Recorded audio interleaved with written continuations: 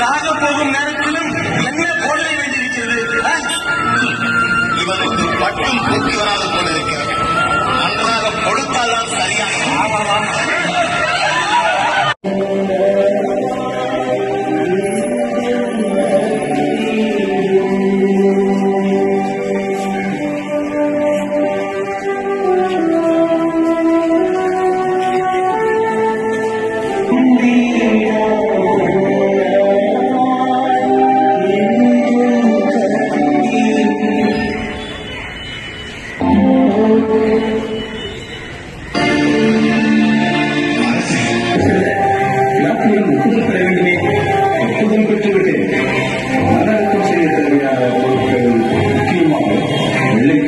சந்தனத்தும் வெள்ளைக்கு நீர் தேவைப்படுகிறது. எல்லாவற்றையும் பண்ணி தயாராக இருக்கிறேன்.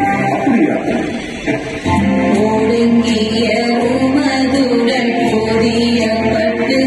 நீ அடங்கிய கல்லறை உமதன்று. ஒடுங்கிய உமதுடல் பொதியப்பட்டு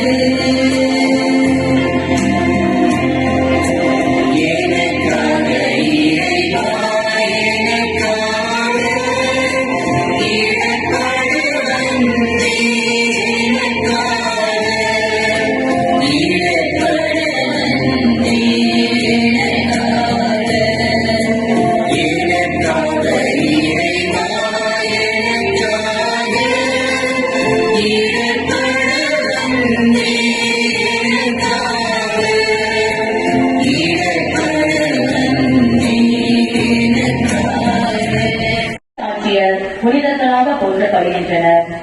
புனிதர்களின் இறந்த நாளை நாம் திருவிழாவாக கொண்டாடுகின்றோம். நீ உனது சிந்தனைகளை விதைக்கிறாயா அல்லது புதைக்கிறாயா என்று சிந்தித்து பார். சிந்தனை: மனிதா, உன்னை தன் மார்போடு அணைத்து அன்பு பாலூட்டிய உன் அன்னையை நினைத்து பார். தண்ணீரை மட்டும் குடித்துவிட்டு தூங்கிய உன் தாயை நினைத்து பார். சதா கணமும் உனது நலனிலேயே அக்கறை காட்டும் உனது தாயை முதிர்ந்த வயதில் மார்பில் மிதித்து உயிரோடு கல்லறை கட்டுகிறாயே, இது என்ன நியாயம்? இதற்காகவா இயேசு கல்லறைக்குள் அடக்கமானார்? உனது கோபத்திற்கும் பொறுப்பில்லாத தனத்திற்கும் அகங்காரத்திற்கும் கல்லறை கட்டு. பிறரை மதிக்காமல் எள்ளி நகையாடிய தருணங்களுக்கு கல்லறை கட்டு. கிடைத்த வேலையை ஏற்றுக்கொள்ளாத ஊராரி தனத்திற்கு கல்லறை கட்டு. படிக்க வேண்டிய நாட்களை வீணாக கழித்த சோம்பேறி தனத்திற்கு கல்லறை கட்டு. மனங்களை உயிரோடு புதைக்காமல் பல்வேறு ஆபத்துகளிலிருந்து தன் மகனை காப்பாற்றி சூழ்ச்சியப்பர் அதை பலியார்.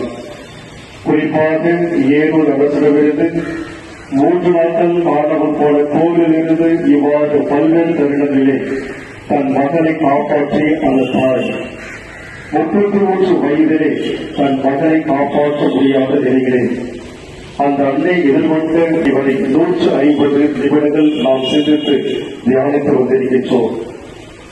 இந்த புனிதமான சிலுவை பாதையிலே புனித பிரான்சிஸ் சவேரியார் இந்த குடும்ப உணர்வோடு குடும்ப ஒற்றுமையோடு இறைமகன் இயேசு கடந்து சென்ற சிலுவை பாதையிலே அன்னை மரியாதை போல நாமும் இந்த பயணம் செய்து கொண்டிருக்கின்றோம்.